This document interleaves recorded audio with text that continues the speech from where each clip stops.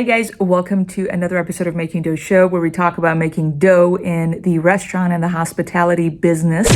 Today I get to answer Amir's question, and it turns out that he just started working as a catering sales manager at a 5-star hotel. So congrats on that. And he's asking me for some sales tips starting in this new position. And so I hope that you find this show to be helpful, particularly if you want to focus on catering, and whether it's in a hotel environment or restaurant environment, or if you're in the catering business as a whole.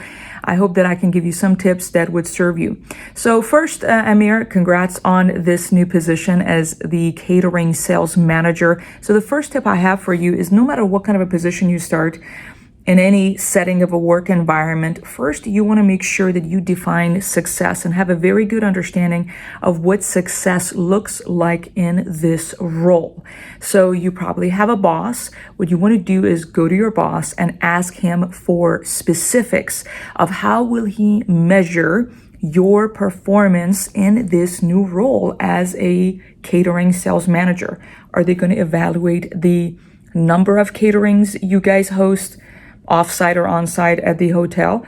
Is it going to be based on the dollar amount of those caterings? Is it going to be, I don't know how they're going to measure it, right? And so that's the first thing I would do. I would go do that with your boss, so you have a good understanding of what you're working towards, because otherwise this whole thing is a moot point, if you know what I mean. So that's my first tip for you. The second tip I have for you in this new position as a catering sales manager is, you want to study your trends. You want to study the past, what has happened at this location. Maybe they had another catering sales manager at this location. You want to know what happened with this person. What did they do?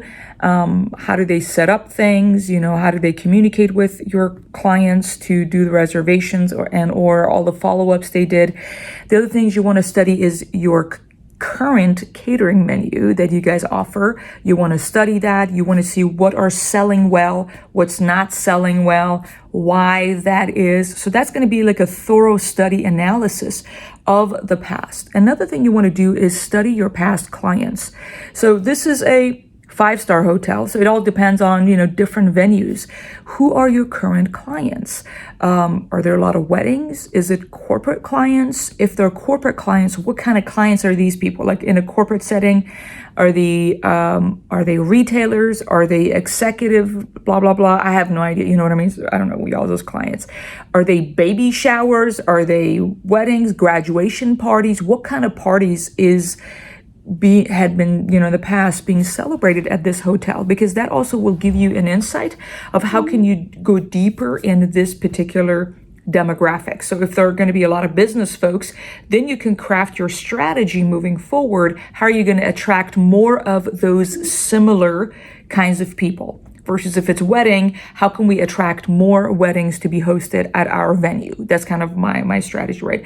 So you need to do a thorough analysis, look at the average tickets, look at the, how this whole process of catering and been done. How are you guys getting clients? How are you getting leads? How you guys have been follow up all in the past, and what has worked well and what has not worked well, and why in both things. My third tip for you is to go visit your past clients. So again, as I'm telling you, if they're like businesses, you can go visit them because they've done business with you once before. They may want to do it again. And so it's really important for you to go in person, shake their hands. Well, if people are okay with shaking hands, because during COVID time, but you know what I'm saying. Wear your mask. Anyways, so and another thing you can do, obviously, go introduce yourself that, it seems like you were a client of the blah, blah, blah hotel last year. An event was hosted at the hotel. You simply wanted to thank them, get to know them. If there are any upcoming events coming up that you would love to serve them, an opportunity for that. You can always take sample food. You can take some sweets, you can take something that's appropriate, not too expensive, but people appreciate you offering a gesture in terms of a little food sample. It could be cookies for all care. It doesn't matter what it is, but going in there, get the contact information of one person, which is your point of contact. So for instance, yesterday, and one of our restaurants, we had a catering. Well, we didn't have a catering. It was an order for 80 10-inch pizzas that Amazon placed with our pizzeria for a school. They're donating these pizzas to a school. They're paying us. And first thing I said to our people on the ground there, I said, I need to have the contact information of that point of contact in Amazon, right? So you're working with a company, it doesn't matter.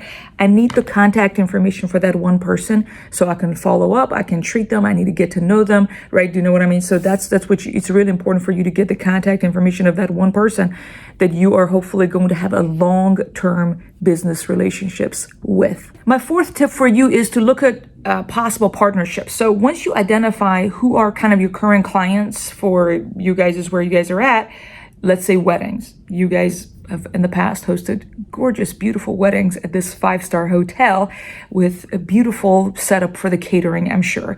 So if there are going to be a lot of weddings, so you want to think about who can I partner with that are other people who are also serving that same demographic. Are they wedding photographers you can get in touch with? Are they florists? Are they wedding planners? You want to, again, one of the things that happens, sales is all about relationships. Again, in any kind of hospitality business, people want to do business with those they know, they like, and trust. And you already know that. So you need to be showing initiative and be the one who is out there meeting these folks. Make time to, again, if it's weddings, but you get the point. It doesn't matter who it is. But if it's weddings, you want to go identify these other people, shake their hands, get their card, and be like, I'd be happy to refer. We want to have like 3 photographers that we can recommend at the hotel. Whenever we have a wedding, obviously you want to make sure they're good representation, so they're good photographers, hypothetically, right? So you tell them, hey, how about I will make sure that we provide that. Anybody who comes for a wedding inquiry and they don't have a photographer, we'd be happy to recommend you. Would you be willing to recommend us to your clients, right? So partnerships, that's incredibly important. So you need to have a game plan for that based on other people who are serving your clientele. My last tip for you, Amir, is that there's no way about this. You need to be hitting the road. You need to have a game plan every single week in meeting people. So if you're just at the store and you think that, again, if you are in sales, you need to be out there getting sales. You need to be out there being known, knowing people, get to know them, find ways you can serve them. So have a weekly game plan. How many businesses, how many other venues, who are you going to meet? I don't know if it makes sense. You need to have a plan. And also you can always communicate that plan to your boss, because your boss is going to be like, well, I'm not seeing you getting many catering deals or anything. So you're able to tell them, hey, last week, this is the stuff I did.